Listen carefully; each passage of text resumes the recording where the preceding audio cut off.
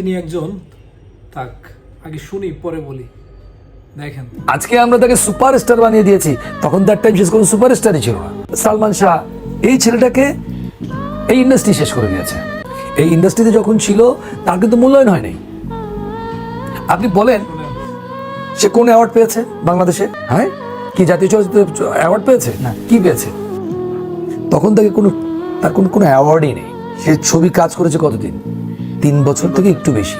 তখন তাকে নিয়ে কোনো বড় কোনো পরিচালক তখন তাকে নিয়ে কাজ করতো না। শাকিব খানের নামটা দেওয়া হলো, তখন আমার নামটাকে অনুকরণ করেই কিন্তু সেই নামটা দিয়েছে। হ্যাঁ, নাহলে শাকিব আজকে তৈরি হয় না। শাকিবের নাম তো শাকিব নয়, রানা। আমাদের তো অরিজিনাল নাম নেই, আমার নাম শাকিল, আমার একটা অরিজিনাল নাম।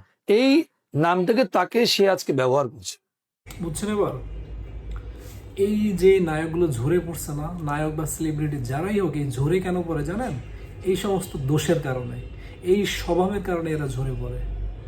এদের দোষ হচ্ছে, মনে করেন যে এদের স্বভাবটাই হচ্ছে মানে জ্বলবে, কারোটা বদনাম বলবে। মানে কেউ যদি বড় সেলিব্রিটি হয়, তার সে অনেক ছোট, সে কিছুই না, তার কাছে এগুলো সে বুঝাবে আমার কাছে এগুলো কিছুই ছিল না, কিছুই না, আমি নাম্বার ওয়ান, আমি হ্যাং ত্যাং।